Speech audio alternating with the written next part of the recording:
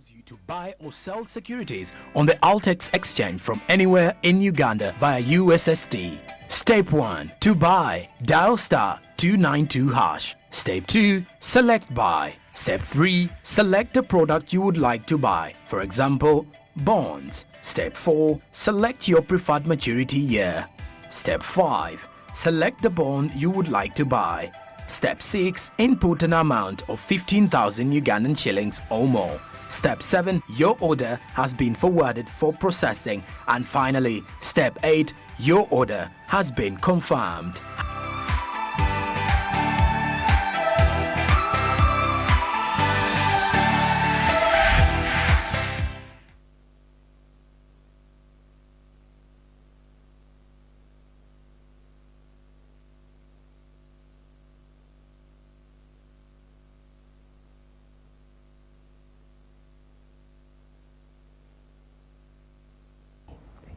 Good morning, everyone. It's Smart Means Business. It's 7 o'clock in the morning. I hope you're all arriving safely to your workplaces and you are all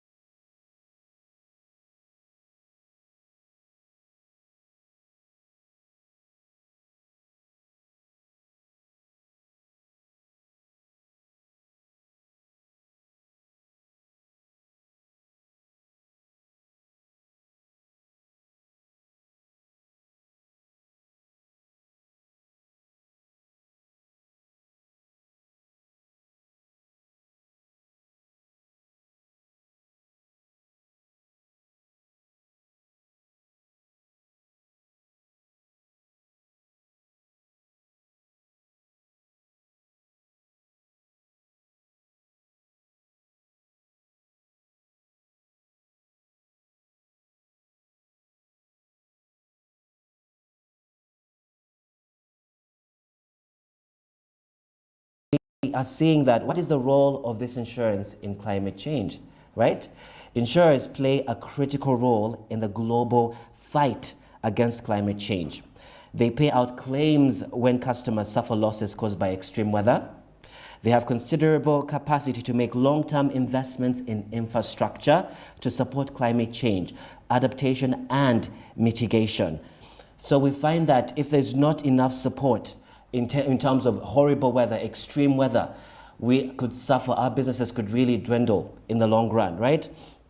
And we're also discovering that why is insurance important in Africa? Why is it important for insurance to be important in Africa? We see that life insurance has the potential to both mobilize domestic savings and investment and to create employment. This also allows to enhance household welfare, thereby helping to drive economic growth and development at a crucial time in sub-Saharan Africa, right? This is quite important. And we're also seeing, in terms of risk and insurance, right? Another reason why a lot of companies aren't really insuring, as we're discovering, is the lack of trust or satisfaction with some insurance companies, which may have a reputation for denying claims right? Delaying payments or engaging in unfair practices. So we're finding that there's so many insurance companies like Jubilee Insurance, as we can see there on the screen, so many insurance companies that we can stake our claim as African businesses, small businesses especially. We need to start insuring our business in terms, or we have to prepare for the future, right? But because of all these worries, we worry that we might not be able to be covered. So this is why we continue to discover that insurance is quite important for us, right? So as we see here, most companies are struggling, right? Yes. So insurance is the lack of trust or satisfaction with some of these insurance companies, as we see, which may have a reputation for denying these claims, which is horrible for business. So we need to get our insurance out there. We need to advertise more about how insurance is important, right? Sustainable insurance aims to reduce risk, develop innovative solutions, and improve business, as we see, performance, and contribute to environmental and social economical stability. Life insurance has the potential to both mobilize domestic savings and investment and create and enhance household welfare in the city. Right. So helping to drive economic growth and development for a crucial time in Africa, as we can see. Insurance contributes to the growth of business, providing courage against potential risks. So it's really important for businesses to take on this insurance, as we can see. But a lot of small businesses aren't insured because of this direct fear that maybe they're going to have to pay a lot in premiums, they're going to have to pay a lot in risk. And the idea of insurance is to be able to help a business grow, to be able to allow you to focus on your core values, on your core production, so that you don't have to worry about potential loss in the future, which is why one of the importance of insurance, as we can see. Case studies, as we can see, cyber insurance is one of the ways in which many companies are taking on different forms of insurance. As we can see, there's cyber insurance, which helps an organization mitigate financial loss in case of, let's say, cyber attacks or data breach. This helps them cover costs related to, let's say, investigations or having to pay back the funds of the different losses that they might happen with a cyber breach or cyber data leak. So we find that this also helps them in the remediation process, such as paying for investigation, crisis communication, legal services, and refunds. And we're also finding that climate change insurance is something that is highly sought after right now, right? So as we continue on, we find that, yes, some of these issues are caused by a lot of lack of education on the issues. Yes, we're joined by Mercy. We're still talking about insurance and how insurance is quite important for African businesses and small businesses as we continue. All right. Well, of course, thank you. Thank you. Of course, we're talking insurance, and of course, people have to be very aware of the importance of insurance, how it is important for your business, just in case of catastrophes or tragic events or natural calamities. How would you be compensated? So, I think insurance is there like a form of security. Right. Just in case something happens to your business, or maybe there is an accident, or maybe there is a fire. Is there a certain security that you have, right, that you can re-establish yourself, yes, after there is damage, especially potential loss? And you find that there's also disruption of businesses, right? So we're finding that you're finding in KCC, like in Muyenga, all of these businesses that were set up are being disrupted, removed from place. So this insurance allows you to be able to plan for potential loss or for potential disturbance, right? And we're finding a lot of cyber security companies coming up, as we can discover, because of the IT. We're talking about the AI. So a lot of cybersecurity companies are coming up. So if you don't have that cyber insurance, you find that in case of attack, in case you are hacked, in case you have companies, you have people's money in your company, how are you able to mitigate that potential loss, right? So you find that with that insurance, it allows the cybersecurity companies to be able to investigate that loss, pay for that investigation, pay for the remediation process, which is incredibly important. And in case you had people's money, you're able to pay that back with that sort of cyber insurance. But if you're not insured, you could be you could face a huge loss. Yeah, of course, most definitely. And of course, one of the critical roles of of mitigating your business, having your business insured, is that it actually helps with financial protection. And of course, insurance provides financial protection against unexpected events, just like accidents, that or natural calamities that could that actually could occur. But then insurance comes in, the insurance company comes in to compensate for the businesses, helping it recover financially without depleting its own resources. So therefore, as you can see, it is it helps for, it's a form of protection when it comes to finances. You are compensated for the damages because you invest in the insurance company, and then in turn, in case there is something that happens, they give you back I think one the of money. the reasons why many Africans are afraid to sort of invest and insure their companies, I think they're afraid of the high insurance claims, they're afraid of the high premiums that these insurance companies ask for, right? The high amount of money that they ask for in case of damage. And they're also afraid of these unscrupulous companies that come in and you know, play with the money, right? There's a huge reputation around insurance fraud and all these things. So Africans were the type of people who love to keep our money under the bed, right? Yeah. We hide our money under the bed. We do not want to insure our companies, but it's quite important, as well as you're seeing with the change in climate, right? With the earthquakes that are happening around Africa and around all these disasters that are happening, we need to be able to prepare for our businesses to make sure that they are protected. And the insurance is the only way we can be able to have protection for potential loss in the future. Well, of course, I must say, really, with insurance, actually, I think there has to be knowledge for every business person, not only even if you're in business, but then even if you're working, your career-wise working, definitely you have to be having knowledge about insurance, because you have life insurance, health insurance. Come on, guys. Right. Do you know how much people have been served with the health insurance? Exactly. Just imagine the bills are too much, insurance can come in and intervene. So. Right, life insurance as well is important. Let's say the kids that you're leaving behind, right? Yeah. You have your kids, people are giving birth to over 6, 7 kids and they don't want to have life insurance, right? So what happens when you leave, and what do you leave behind for them, right? So that life insurance basically makes sure there's potential protection in case something happens to you. So we need to be able to have that covered, especially for small businesses, because we're finding that a lot of these insurance companies have incredibly high insurance premiums, especially for small businesses, and this sort of turns them away from trying to focus on trying to get insurance, especially for the small businesses starting out, and yet they're the ones that really need that kind of protection in the beginning, right? And of course, some of the common are actually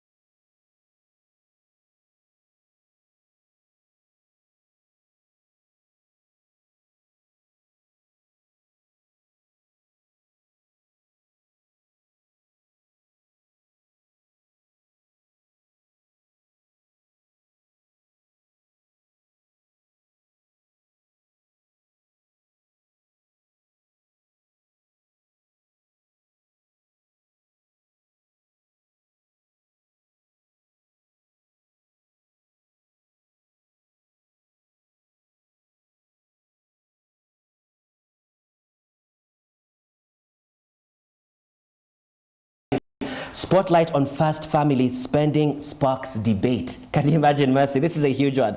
It says, State House back saying President Museveni needs no lecture on frugality because he already is a modest man, and any spending critics label as opulent is not for self-enrichment but to support his execution of the executive functions of state. What do you think about that, Mercy?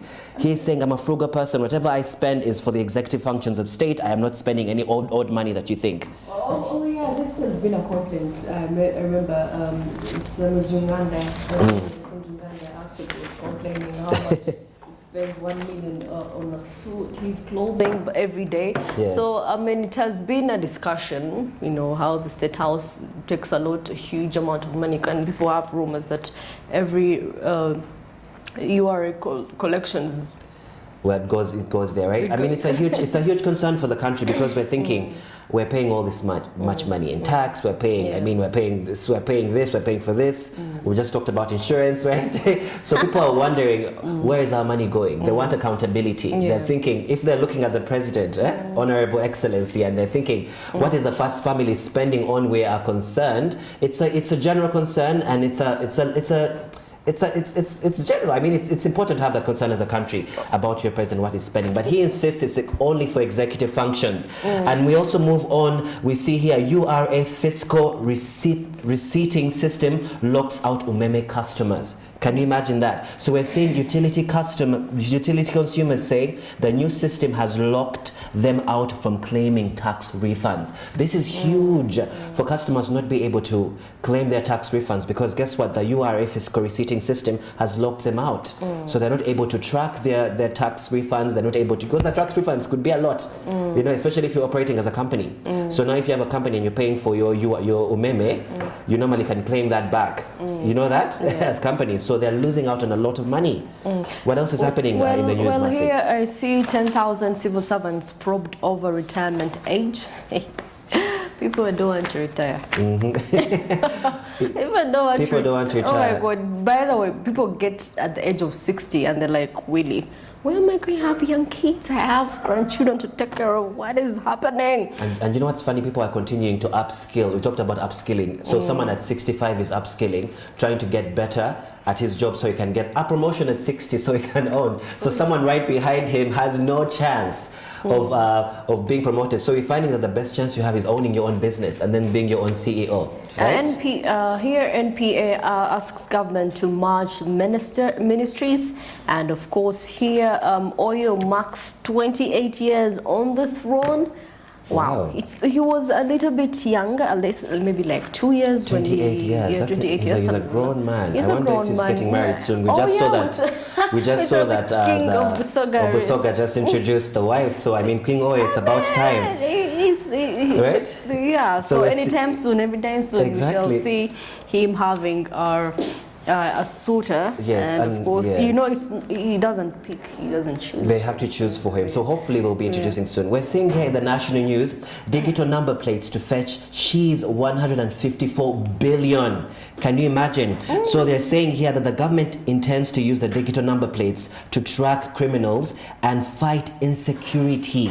Can you imagine? So this digital, we talked about the fingerprints on the guns that Museveni introduced for the military, right? To be able to track insurgency, to be able to track who's using what. So in case there's any insurgency, he knows how to track who's responsible for that. And now we're seeing these digital number plates are also going to curb insecurity. I love the measures that he's putting in place. Yes, of course, this digital number plates thing was an issue like a month ago. Yes. There were conflicts, and of course, ministers saying, some of them saying they don't know about then there was the ghost company that was supposed to help out the systems and all that.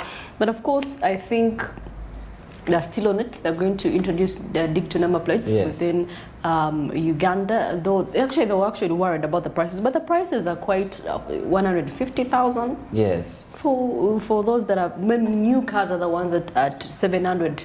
1,000 and and I'm seeing here there's a quote that says tracking vehicles, right? It is hard for us to know if the vehicle is still on the road, if it is involved in a serious accident, and it is written off without reporting to the police.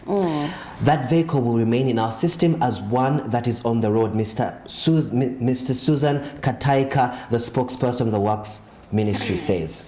Of course, here African countries urge to open up market for local dairy products. And of course, dealers in dairy products, including milk, have asked African countries to open up their borders for dairy products produced by fellow African countries, as opposed to importing such products outside. Uganda, we usually import powdered milk.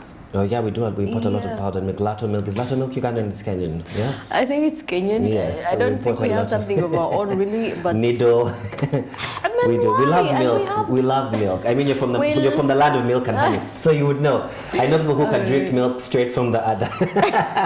But still in the conversation surrounding milk, we're seeing here that cattle farmers cry foul as milk prices shoot up.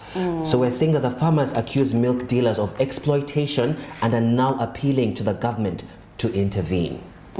So we're seeing that the prices of milk are also shooting up. Everything is shooting up right now. What can we do? It's crazy. Yeah. But of course, I've seen like a liter is at 1,900. No. Yes, but anyway, we shall see. But we can actually be. Yeah, because a liter is now 1,800, 2,000 in some place. Half a liter. Half a liter, yes. Half a liter. That's milk. That's a lot. Of just some milk. Before it used to be, for a liter, it used to be 1,800, 2,000. Now half a liter, we're getting it at 1,800 Oh my shillings. You guys used to get it for us, it's 500 shillings. Hey, from that side, eh? So it's very affordable, and of course. So of course in Business Insights, which is quite important, we're seeing here that how SMEs can access capital, the small businesses, right? So to support the education sector, many banks will offer products such as unsecured temporary overdrafts at the start of new school terms. This is going to be quite important for the education sector and for the SMEs as well. So it's these are unsecured loans, unsecured overdrafts, right? So they don't have any contingency on them, which is good. Now here still, government has to expedite national health insurance scheme, and of course with about 40% of Ugandans household relying on out-of-pocket expenses to finance health.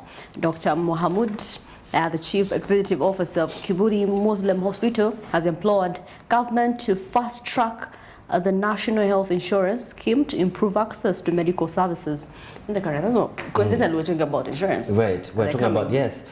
It's interesting, right? So that's why we're talking about insurance and the importance of insurance and why so many people are afraid of insurance and how insurance can actually help mitigate potential risks. Do you know there is a case of a child that they left in the hospital because he was kept in the hospital because the parents could not afford expenses. The bills were too much, so the kid had to stay in the hospital. Can you imagine? And the bills kept racking up whilst he was in hospital.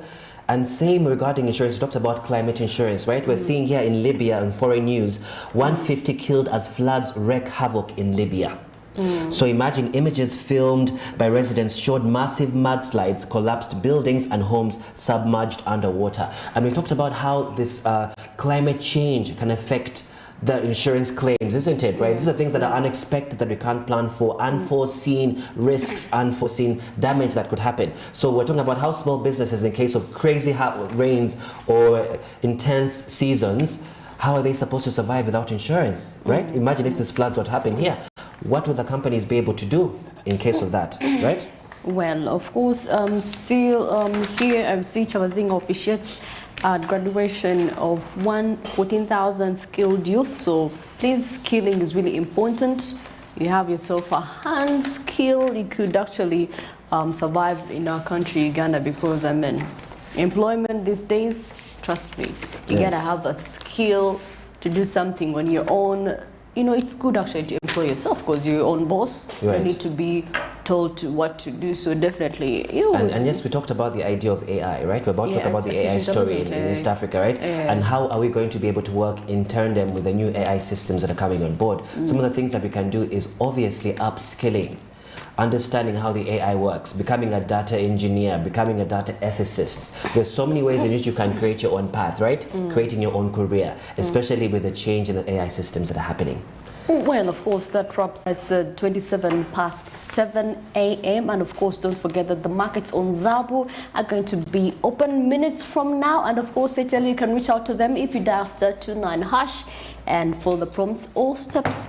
And of course, they say no hassle, you don't need enough money.